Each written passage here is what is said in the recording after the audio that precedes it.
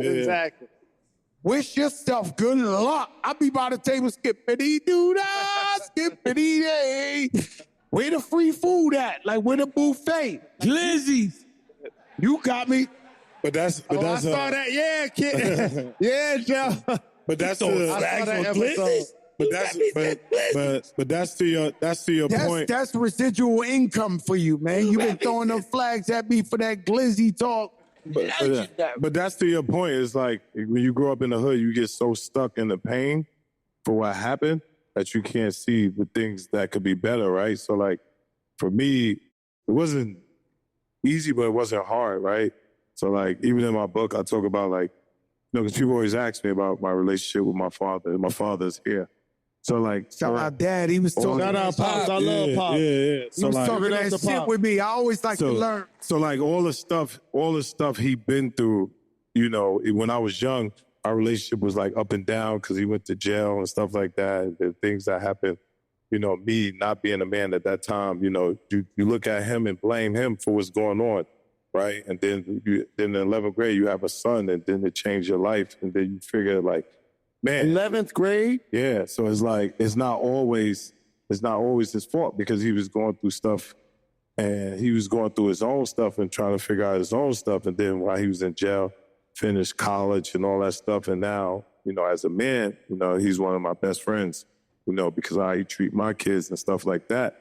But what he don't know is like all the stuff he went through was an example for me not to go through. Exactly. So through his pain and his trials and tribulation, it made me successful as a person and made me not feel sorry for myself or be stuck in place and just always get up and like, you know, next day gonna be better, you know what I'm saying? And just push that to the limit.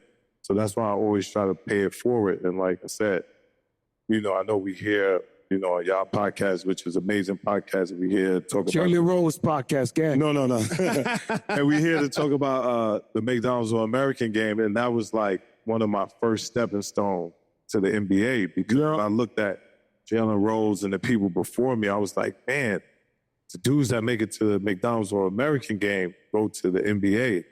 And, you know, all the stuff my father went through, I was just like I said, the one thing he did always teach me, you know, being a father and stuff like that, is always have discipline and always have knowledge of self, right? So I had knowledge of self since I was you know I was like God 6 years crack him old. in the Yeah, so crack him a lot.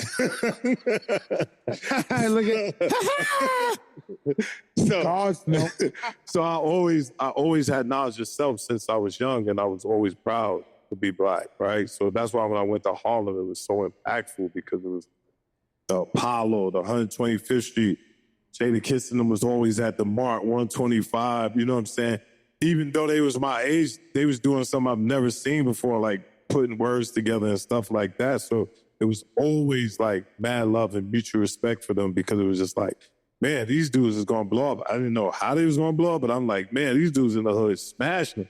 You know, whether it was him, Maze, Cam, and them.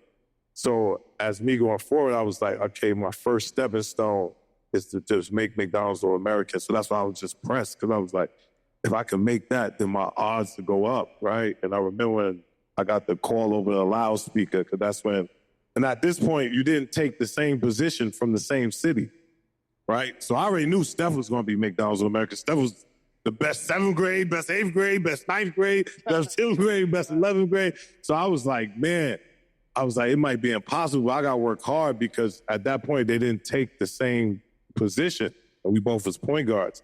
So when I got the call over the loudspeaker, Steph was like the second person that told me I made McDonald's All-American.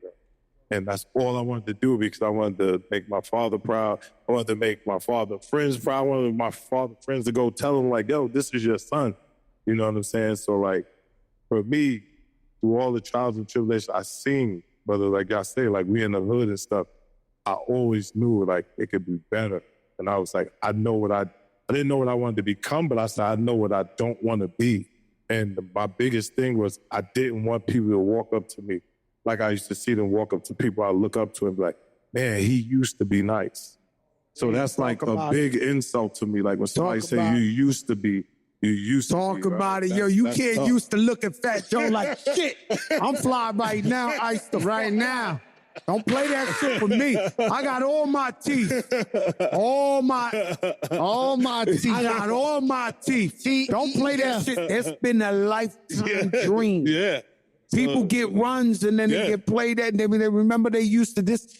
Not me. You call it a casket. I'm gonna have some. So that's why I'm proud to be a McDonald's All-American, because to this day, those are my brothers. Like Steph, KG, Vince Carter, Paul Pierce, probably the same. Jalen could speak to his class. Like, those are my brothers. Like, when I see them, it's all. Got a question for y'all. You brought it up. It was the Joe and Jada show. I love you guys. Paul Pierce thinks that if he was in his prime, there would be no LeBron James. Hear me out. But that's just the rivalry. Okay, talk. let me. He doesn't please, really like. Please, I went to bed one night and it was like, I'm gonna be continue. better. I went to bed one night and it was like, Michael Jordan is nothing. I'm gonna crush him. Please, no. Let me finish this. You got to. There's an underdog. Let me finish this. There's a favorite and an underdog. Yes, sir. You want to? Good question. This is a dandy but good. Paul Pierce thinks that if he was in his prime, there would be no LeBron James. Case in point, or whatever. He says he made LeBron James team up with D Wade and them and go down to Miami because they won them 2 chips in a row. He said, I was past my prime and I forced him to go down to Miami and play with them because we had the game on Smash. So, honest, Smash is all right. So, y'all old school. No. I'm not what I'm Smash because of that. Can y'all both answer it as honest as possible? I'll start with you, Shammgod. Do you think that Paul Pierce, if he's at his prime, LeBron James, gotta wait 6 years for a chip or something? Nah, that's why I threw the flag, because, Paul is my McDonald's All-American guy, and that's my brother. But the reason why LeBron went to Miami is because Kevin Garnett and Ray Allen came to Boston. If Kevin Garnett and Ray Allen don't come to Boston, then Paul Pierce never get a ring, and there's no reason for LeBron to go anywhere. So when he say LeBron went and teamed up with somebody, it's not that he went and teamed up with somebody, but somebody came and teamed up with him for him to win a ring. So you got to have the same grace for the next man that goes somewhere else. Listen, what you think? One of my favorite verses came from Big, and that's like, as I look at you gentlemen, it literally just came to me when he was like, if you sling, crack, rock, or you got a wicked jump shot. Because we idolize what you guys do, and many artists wish they hoop. Like Jada Kiss was literally just talking like, I wanted to hoop, but like I didn't get the offers that I want. Like I heard Cam talk about it. I've heard multiple people talk about it. But to your question, Paul literally said he was past his prime. So therefore, nothing stopping LeBron at that time. The Pistons were a couple of years older, and like LeBron is gold stat. Like, he earned that. He's not better than Michael Jordan. No. But he's gold status. Can't do that. What you think, Jada Kiss? You always make a funny. Why you heard that and you squinted? He said they both said that. Right. I think you're a liar, and deep down inside in your heart, you think LeBron's better than Jordan. I think so. Because every time this conversation come up, don't matter who the fuck is here, he always give me a twitch. I'm MJ. I'm MJ forever. What you talking? Very smart, very calculated, man. But you're fucking, like that cop interrogation. You did it. You had the bottle in the store. You had the fucking bottle in the store. So, as somebody that played against Michael Jordan, played against Kobe, played against LeBron, I want to just tell you guys something. There's nobody better than Michael. No. Like, Talk slow to him. I want to be very clear. You with us now, huh? And Rich Paul in here, he's like, there's a reason why you're wearing his shoes and he ain't played in 30 years. I agree. There's an actual reason. Just think about this. And I know the cool kids say pause now, so I throw it out there. But this gentleman played basketball with his tongue hanging out.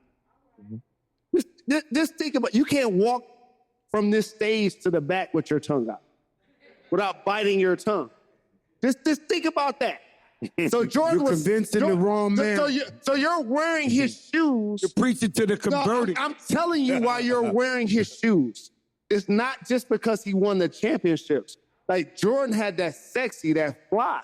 He showed up with the blazer, had the Ferrari, parked it in the arena, played with his tongue hanging out. Like this is iconic. Part two to your answer. This is why I say Kobe Bryant's the second best of all time. I was standing there when he scored 81. Facts. I know. And the thing is, Let me explain. ain't no this. highlights. Let me give you a little fat there's joke. no highlights in that game. Let me give you a full Ain't no hit record. and he sat You down had for hit the records. fourth quarter. Ain't no hit records in that game. He sat down for the fourth. Let me explain something. He did not sit down for the I fourth. go. That is I not go. accurate. Oh, so that wasn't that game? No. That That was against the 81-point Mavs. game? No, He that had was against the 65 Mavs. against the Yeah, Mavs. Yeah, 65. 69 sat down the whole fourth That was quarter. against the Mavs. That was against the Mavs. So that was 65. so we played. That was a warm-up. So what? So I want to highlight what. 69. So I want to highlight what you're saying. Kobe was on a heater that month. Like I looked at the schedule, and I'm gonna do a story time. Like we wasn't legal then. We was not legal, and our Weed. Marijuana. marijuana was not legal. Cannabis. And It's some our shit, team guys. might have been a little bloated trying to pass the test that night because they were there to test us. I'm Oh, literally so you making excuses behind the ain't no 69? excuses. Kobe's that's my little brother. Like if you Google right now who was Kobe Bryant's favorite player when he was in high school, it was me. Hey. Make some noise for that. Make some noise on that. If you Google that right now, it was me. So that's my little brother. Like I'll never forget. We was working out at UCLA, and y'all know this as artists. We was working out and doing our thing, and we felt like, yo, we're gonna go to Berkeley in Santa Monica and get massages and like rehabilitate and get in the steam and whatever. But what I didn't know, his ass was going back to the gym, and he didn't tell me. So I was going to LA to kick it. So we worked out in the morning. You know this, coach. That's why you laughing. So like we go work out in the morning, and I'm thinking like we're done, and I'm doing the LA thing. His ass went back to the gym and didn't tell me. He did that every fucking day. I got a story for you. I come up in Jersey. I park the car in the garage. I'm going to see my man. It's one of them buildings that you go to the lobby and you got to take the other elevator to go to the 30th floor or something. You got to get out in the lobby. I got to keep this around me for you sometime, Joe. Okay. It's okay. It's all right. It's all right. Right? I come out in the lobby and there's 30 people that live in that building surrounded the front desk. So, of course, I go be nosy. I'm like, yo, what's going on? The security, the doorman is watching a little black and white TV. It's the finals. So I'm watching the finals. If you ever wondered one time, you ever said, yo, what were other people thinking at this moment? I happened to be there by mistake with 30 people watching the basketball finals. So I go over there, everybody's watching, Asian people, white people, Spanish, like everybody, the whole lobby is rampant watching this little TV. They down 2 points, right? The Lakers are down 2 points. The other team got the ball, so they're about to throw the ball in. Kobe jumps over something, hits the guy, the ball hits the guy and goes, the whole 30 people, everybody's crying. I'm like, they're still down 2. They got the ball. Why are you crying at this point, guys? Because you knew that motherfucker was going to curl and hit that 3 in your face. That ball got checked in. He did the curl and shot that 3 in their fucking face. The whole 30 people knew exactly what was going to happen with Kobe Bryant. And this is why I say he's the second best. And this is why I say, right? So, like, what people understand is it goes back to, like, what Kiss was talking about with Big, right? Or when his untimely demise is like when I see people act like they were more cooler with him than they were, it like bothers me to this day because, like, when Kobe first came back from overseas, Small circle. I'm the first person that he met, right? We played the ABCD together. And his father, I was dribbling and stuff, and his father was like, yo, can you teach my son how to dribble? He was like, and this is not me talking, because I ain't talk about it in 20 years. Kobe said it in his retirement in Boston, That's it, right? Sam. So Kobe said it out of his mouth and when he retired. I He was like, interviewed him. He talked about he it. was like, so when I first met him, his father was like, hey, can you teach him how to dribble? He was like, my son got everything, but he really can't dribble. And I was like, who your son? And we had a game that night in ABCD, and this dude like chewing gum, walking like Jordan, talking like Jordan. All that.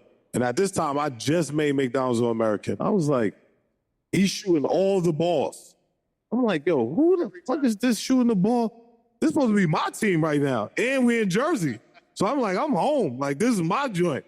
And his father was like, nah, he's just learning. He a junior. At this time, Tim Thomas is the guard, like number one player in the country. There's nobody touching Tim Thomas. So then Cole was coming in to prove points. So I'm like, all right, I get up every morning to work out. I do my own routine before camp start. So he's like, all right, what time you want him there? And I'm being smart ass. I'm like, oh, yeah, I'll be there 5 a.m. Knowing I ain't gonna be there 5 a.m. So I get there like 7. He full sweating already. Like, oh, what we So doing? he actually came Yeah, at he 5. came. And he's just working out. He's not mad that I came 2 hours later. He's like, what's up? What love we that. doing? What we doing? What we working on? So I'm showing him how to cross over, do all this stuff. And at this point, he like a sponge, right? So he's just learning all this stuff. And I'll never forget, like, his first year in the NBA. My first year in the NBA, if you look on highlight when he dunked on Ben Wallace, I'm right here on the baseline next to Ben Wallace. And I'm telling Ben, like, yo, he going right the left cross. I showed him, he going right the left cross. So then he crosses, come down lane and dunks on Ben Wallace. And he's like, and at this point, when you're at ABCD and you're young, all the kids are like, not hating on him, but like we tease people, you're like, oh, you think you Jordan, you think this, you think that. And he was like, what? I'm gonna be better than Jordan. Are you crazy? He was like, Jordan shoot 1,000 jump shots. I'm shooting 2,000 makes. So you gotta think, at 50%, he just shot 4,000, right? A day. Not this is his drive. So like when he get in the NBA and they start calling him Showtime and him and Shaq and all these people beefing and all that, he was already so immune to it, whereas Kobe used to get on the bus with headphones on with no music just so he could hear people talk about him, right? This is how vicious he was. So like when people talk about him, it's kind of like, for me, it's personal. It's like the thing with Steph. Like I seen him at that age, like where he was shooting, like you said, the discipline. He was shooting 2,000 jump shots back then. He wanted to play against Jalen Rose and Jerry Stackhouse and them in high school back then. It was like, no, I'm the guy. Like, don't compare me to this person, that person. So, like, that right there made me and him to a 25-year relationship to where under his timely demise, I was training his daughter, right? So I have a picture in my house where it's me, his daughter, the other 2 girls. I have a picture in my house right now. Everybody in the picture is dead but me, because they was on the plane, right? So it's like, and the crazy thing about what his daughter was, he flies me to LA. He's like, he called me. He's the only person who can do it. He called me. He's like, hey, I need you to train my daughter how to dribble. And this time I'm working with the Mavs. This story's crazy. I'm working with the Mavs. The kids know this story. Yeah, So I'm with the Mavs. He like, yo, I'm going to fly you to LA. I want you to work my daughter out, her and the girls. And I'm like, what girls? He's like, my girls team. I got like 4 of them. They're going to go to UConn. 9th grade. I'm like, what? He's like, yeah. I get there. He like, hey, we're going to start practice at 6 in the morning. He said, we're going to do 6, 8. We're going to do 6, 8, and 12. So I was like, you want them to work out 6 hours? And he was like, yeah. He was like, I only want them dribbling. And I was like, oh, they can't dribble 6 hours, bro. He's like, no, we're going to do 2 hours at a time. I just want them dribbling.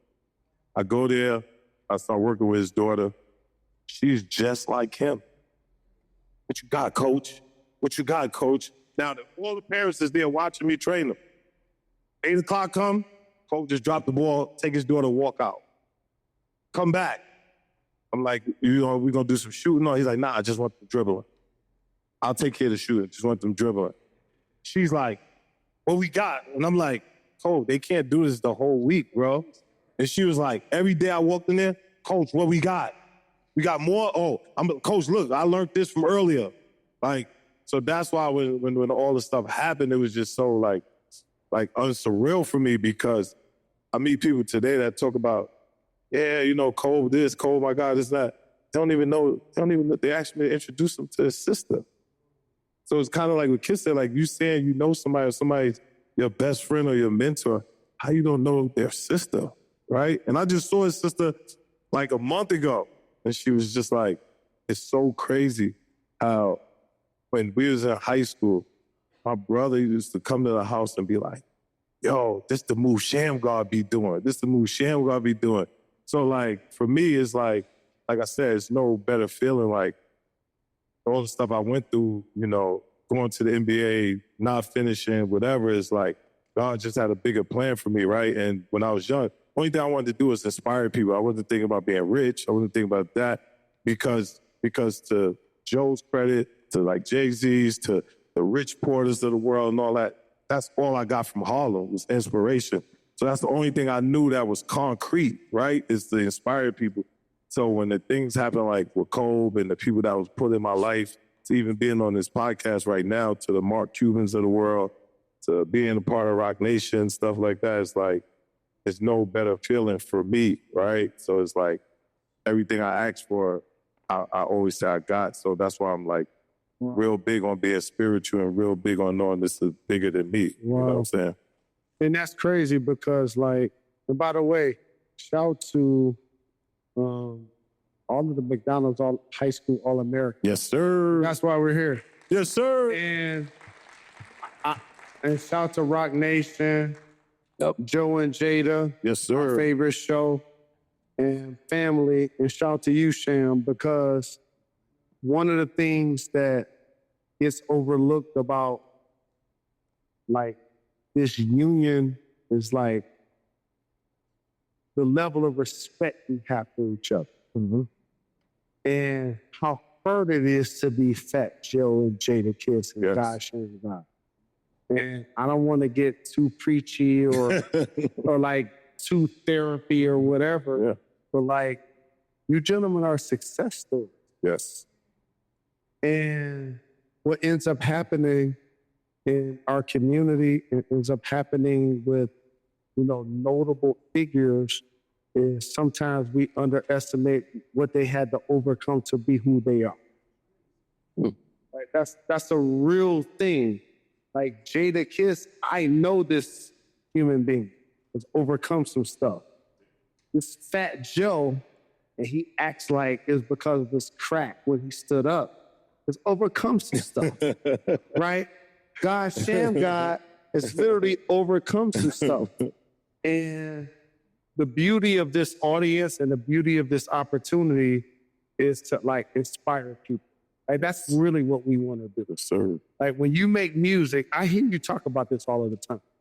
Like you got so many hit records, sir. You got to inspire the people. And I just want to go back because they twisted your word. Shout out to Diddy. I ain't throw no shots at him because you know how they twist your shit. Yeah, we're not gonna kick Wally down. He's with my guys in jail, so he's really good. Kicking Wally down. Shout out to the soldiers in Fort Dix holding it down. What would you be and those Waymo vehicles on the street? Where would y'all be They're being if you had Instagram? Prisoners.